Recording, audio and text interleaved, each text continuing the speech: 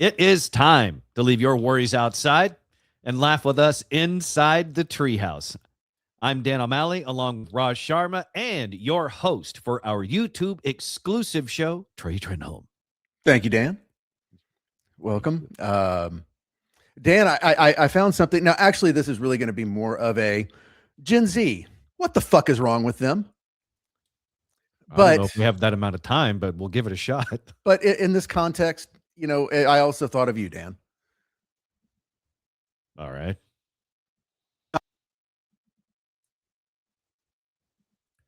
Oh, no. I wish I was kidding, but we need to talk about rectal zinning. Share this with...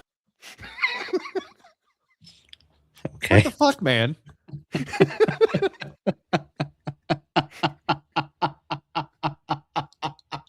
I really don't like this association that you have created, okay? Like, it's one thing... It's a thing. I've heard about this. Go ahead. Well, I'm less concerned about the rectal zinning right now. I'm curious about it, but not for that reason, Trey. So it's safe, Dan?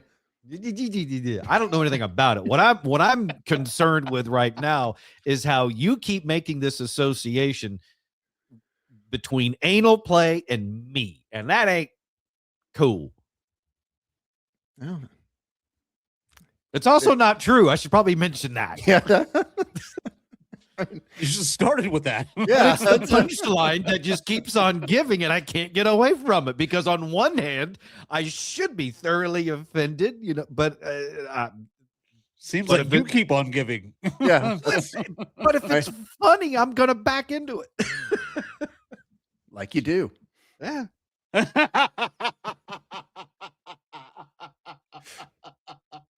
It's a constant struggle that I find myself in, which is me as the person or me as an entertainer. Got to grease yourself up for either. I wish I was kidding, but we need to talk about rectal zinning. Share this with somebody who you suspect has put one of these you-know-where. See, Dan? This is not the smarter, faster way to get a buzz. And I can't believe there's something worse than Forzen. When you take substances... Remember that. Okay, hang on. No. I'm focusing on something else. The foreskin is not, or the Forzen is not lost on me. The foreskin's not? Yeah. But is the Zen in the rectal zinning... Is that the non-tobacco pouch thing? Is that what that is? Yes, the Zen pouches. Yes. Got it. Okay. Like you didn't know. I don't keep up with all the tobacco or non-tobacco trends. You just didn't know what it was called? You just call it Tuesday?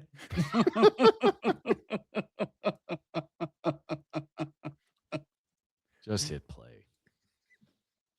You bypass something called first pass metabolism. That's your liver's built-in filter. Without it, you absorb way more, way faster. It's the same reason people have ended up in the ER from alcohol enemas. The same dose that you would take by mouth is gonna hit you like a freight train. Now apply that to nicotine. 6 milligrams in, up your butt, that's not casual. That's a chemical gut punch. Literally. We're talking nausea, dizziness, heart palpitations. You might even faint. Plus, you don't want to lose a Zen up there. Do you put yours on a string? All right, well. Or is it just on the beads? Okay, first of all, I am not into ass play the way that you guys seem to think I am, despite all the funny punchlines throughout over the last year plus. Second of all, it's more into you. See what I mean? Do you see what I have to put up with? And then another aspect of this is I don't do tobacco products anymore. And when I did, I sure as hell didn't stick them up my butt because they went where they were. I put them where they were designed to go, which was my mouth. If I did dip, it was going in my mouth. That's where it's supposed to go. When I smoked, I've smoked it through my mouth. That's where it was supposed to go. Occasionally I got drunk and stuck one up my nose, sometimes two. But that's it. Nothing tobacco related ever went near my butt. This isn't tobacco. Well, non-tobacco, but tobacco adjacent, whatever this Zen stuff is. I don't know what it is. I've seen the ZYN, and it looks like it's a tobacco pouch thing, but I guess it's not. And then, It's basically a nicotine pouch. okay, it's a nicotine pouch, but no tobacco. Yes. So it's sort of like vaping. Like It's vaping, there's no tobacco. You're just getting nicotine and, strawberry fruitcake, whatever, smoke. It is the dipping form of vaping. Yeah. This actually is a great metaphor for Gen Z, is that the stuff we did, like actually smoking and actually dipping, had tobacco in it. Gen Z, they've foregone the substance, but still are doing the other part of it. Like they're not smoking tobacco, they're vaping juice. It's like, And I know a lot of women that do the Zen. A lot of women. that's odd to me. But yeah, I mean, like when we did this stuff, when we dipped, it had tobacco. When we smoked, it had tobacco. And now Gen Z, when they do these things, they don't have the tobacco. They're just going through the motions, and I don't understand any of it. So, in other words, it lacks substance. I smoked. Get cancer like an adult. Right. Okay? Get cancer like a goddamn Marlboro man should. Not the Zen dude. Yeah. Or the Zen bro. That should be a Zen bro, not a Zen dude. Think about that. Just forget everything about life and generational conflict, right? And forget cancer and forget popcorn lung and all these things. Okay. You've got the Marlboro man on one hand and the Zen bro on the other. Which would you rather be? I'd rather be the Marlboro man. I know the Marlboro man smoked so much during the shoots that the horse actually died of cancer. Somewhere the Zen bro's like, should have done the Zen. The horse actually died of I don't think it was lung cancer, but it was some sort of cancer because the shoots were closed back in the day, like doing the promos for him. That's a lot of cigarettes to kill a horse. And he died of cancer as well. I would think so. My aunt, after my uncle passed away, when she remarried the Marlboro man, and the actual one. Yes, and he was a manly man, and he did in fact pass away of cancer. Yeah, I know. Trey, I've known you for like 20 years, and I don't think I've ever known this about you. Well, it's not so. Not very close to. My dad and his brother were not the closest of people, so I don't give a fuck about that. You were related to the Marlboro man. It's not really. Well, fine, but question: did your aunt marry the Marlboro man before or after the horse died of cancer? I ask because I want to know if he rode the horse into the wedding. I do not know, but I'm going to assume before, because I don't believe a horse was involved in the wedding. I wasn't invited to the wedding, so I don't know. Oh, well, I'm pretty sure if the horse from the ads had been involved, I think you would have at least heard about it. Mm-hmm.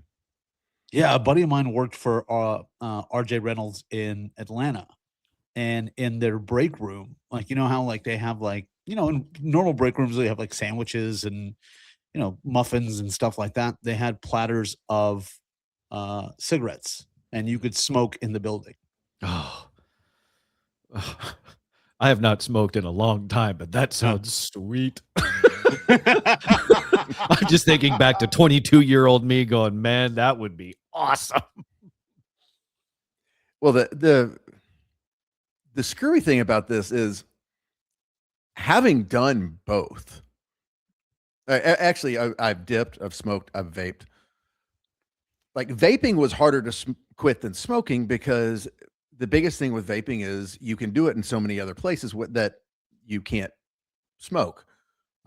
Dipping, I said, if I had a pick of an addiction I could have and not have any consequences for, I would dip. That was my favorite thing. But What was your go-to dip? in the end, it was a skull mint pouch. I started off Copenhagen. I actually started Like at the top and then went down. Yeah, like a goddamn man. Yeah. Like there's Marlboro Man, and then there's Copenhagen Tray. Oh, I mean, Copenhagen is an art form. It is fine because cut. it gets in your teeth. Yeah. Well, I mean, it's so fine, and you have to know like how to pack it and everything else. But And not only that, like packing it was something I could never do because I didn't have that finger dexterity to pack it with my finger, you know, like Trey still got it. It's like riding a bike. You can snap it to today. But where was I going with that? The dexterity. Not only could Trey pack it like a champ, but he could dip while he drank and the two would not. Like he wouldn't swallow the dip. The dip would stay where he wanted it, and the liquid could wash around it, through it, whatever. But that dip stayed where he wanted it in his mouth. Now that is how you dip. That's a skill. Yeah, I was a skull wintergreen long cut. yeah, did that. I mean, and that was the scary with the pouches. I could do eat, drink, talk, whatever, and keep it in my mouth for hours on end. Are the kids today like the Gen Alphas, the teenagers? Gen Alpha's teenagers right now. Gen Z is all in their 20s, right? Correct. Okay. So is Gen Alpha doing the Zen as teenagers like we were doing dip as teenagers? I think so. The reason I ask is because like the Copenhagen finger where you can snap the can and pack it. So when I dipped, I was like 15, 16 years old, and I did it like most guys my age because it was the baseball thing to do. And I only did it for like 6 months. But it's an amazing thing to think back to the 90s with a bunch of 14, 15, 16-year-olds up and down the dugout snapping their fingers and trying to hide the can in their bag as they pack it from their parents in the stands. But when you weren't packing the can, there would just be guys sitting on the bench between innings and like just snapping their fingers, practicing. And the parents are just clueless as to what this thing was, I think. Isn't that why they invented Big League Chew? Isn't that what that was what that was for? It was a gateway to tobacco. I thought it was a substitute. I don't know, but I started with Big League Chew when I was like 5 and eventually moved on to the hard stuff. Heroin. But shredded.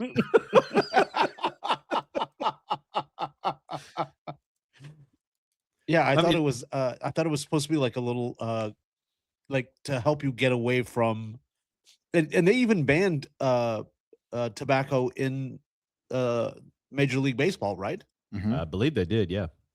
Yeah, but the Big League Chew, it was also to keep kids like they wanted to be like their, major league heroes.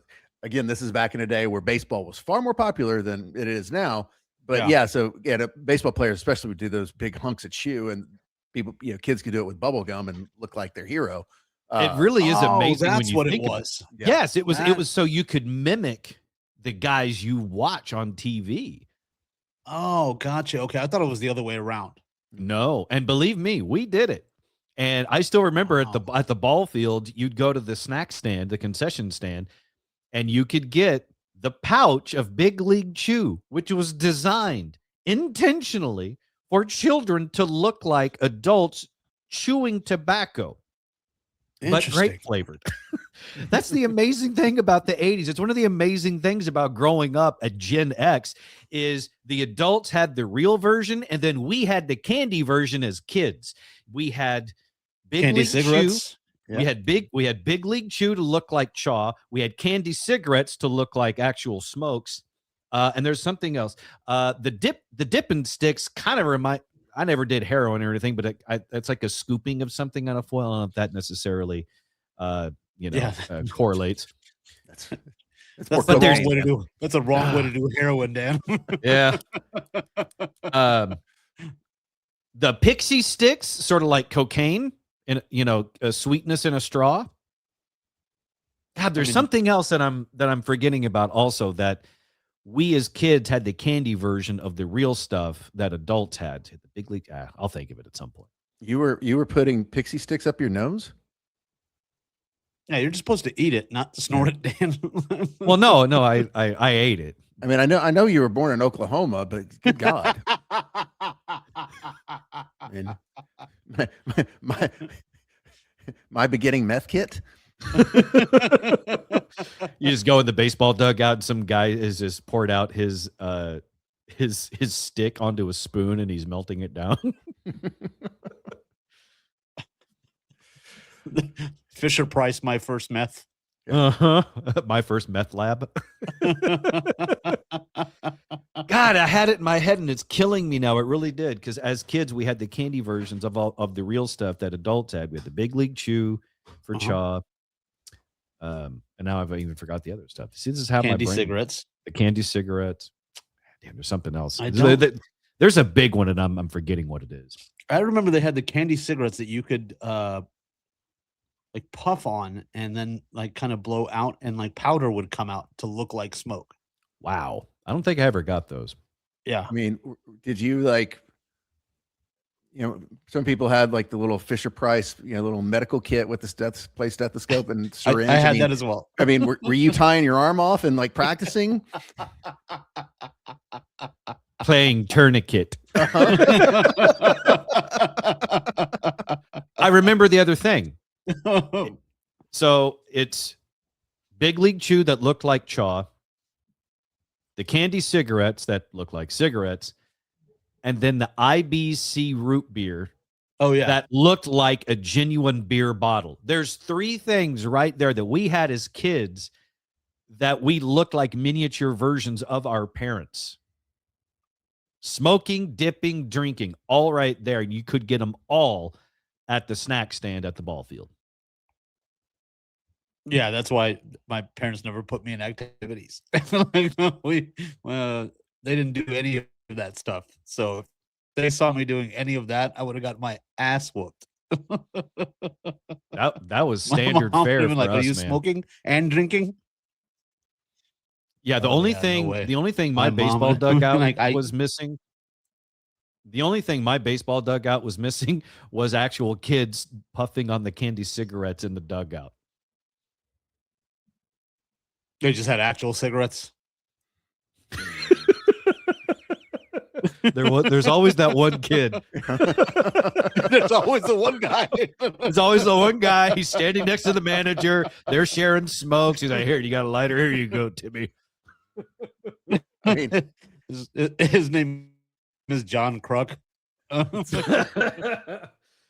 mean, and that's one of the things it sounds so stupid, but that you could actually, when we were kids, I don't know, but my dad would send me to the store with like a business card Yeah. or a little note from him saying, please give him, Carlton's, and they would. Yeah. It was a magical time. We It really did- was interesting when you think about it, because all this stuff that's been happening with the Stranger Things finale, you've got the younger generations posting on social media things like, let me get this straight.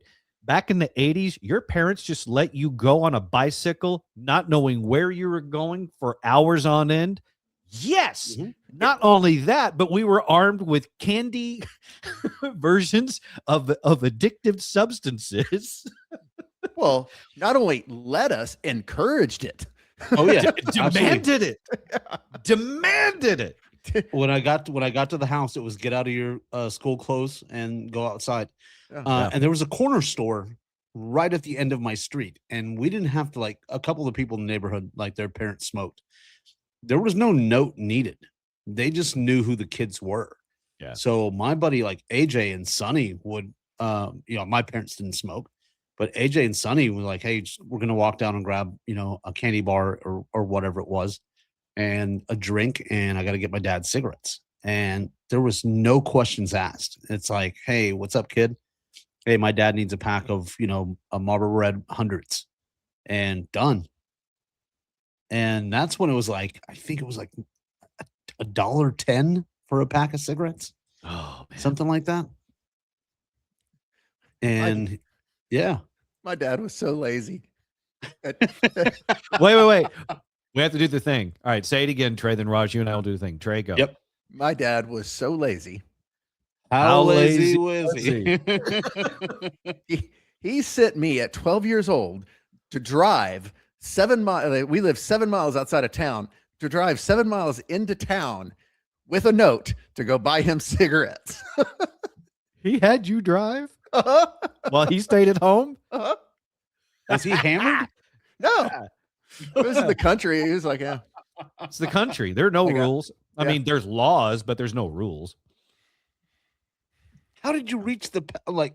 I was a small kid. Like I had a growth spurt when I was 13, but how did you reach the pedals? Um, Did you stand up and drive? no, it was, trying to think. He had me take the Jeep. So, I mean, it wasn't, if you pulled the seat all the way up, you could reach the pedals. That's incredible. Wow. Country White living folk- country living is a completely different world, Raj. I mean, you grew up in Mesquite, which is yes. country light because Yeah. it's the suburb of Dallas and it's very hickified. But it ain't the country. No, but I also grew up with very, British mannered parents. That lived in London for 20 years. So there was no possible way that I was taking a car.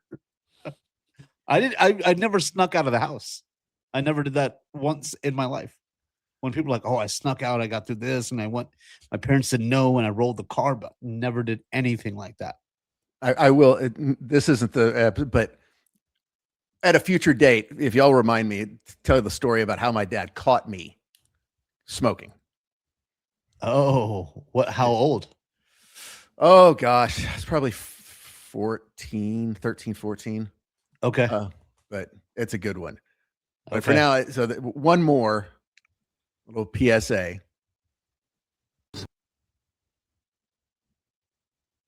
Whatever you do, don't Google this, especially if you're at work. It's gonna sound fake, but it's real. People have sent me the videos. Yeah, I went viral on Snapchat. That was a whole other thing. I didn't have the right settings on. They sent me all kinds of videos. Don't do that. Make sure your settings are right. There are guys who have started, and I can't believe that I'm saying this, they've started putting Zen pouches under their foreskin. Not in their mouth, at least. Oh. Well, good news, Trey. You don't have to worry about me doing that because I am circumcised. Oh, me too. Yeah. I was hoping you would give us some guidance on this. No, if I'm going to go anywhere near this thing, then the only way I could do this would be if I just shoved it right in my urethra, and I'm not doing that. Yeah, I'm good. I'm Jewish, so. All right. Well, So there's no unsheathing inside the treehouse. well, there's always Jerry. I hate to say this, but that is the I thing. think I know that he's a key. I think I know he's cut. That's a weird thing to know. Yeah. Raj, there's lots of weird things I know about people that have been with this show for a certain period of time. Yeah. But cut or uncut? Mm-hmm. Not only that, but inside the treehouse, there's two levels of cut or uncut. One is whether or not they're circumcised. The other is whether or not they had a vasectomy, and whether or not I saw that as well. Oh, okay. So you saw a live vasectomy? So was Trey. Two of them. Yeah, it's not bad. I mean, it's very quick and it's a very small procedure. It's not very invasive at all. No, it's not. I mean, we did it in the hallway. Yeah. As people were walking by with clients going, oh. You've lost me. It was I done at the radio station twice. Once Oh. inside the studio and once just outside the studio in a little area that you could see from the studio. Just pants down, vas deferens out. Medical procedure happening. Yes. That I don't think that's legal, by the way. Pretty sure the doctor who did that found out. And so did the patient.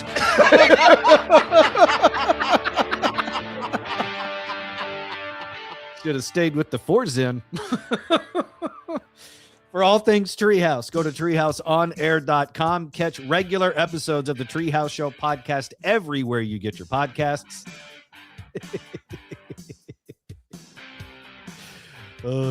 And we will, and right here on YouTube, be sure to like and subscribe. Thank you so much for hanging out with us. We'll see you next time, right here inside the Treehouse.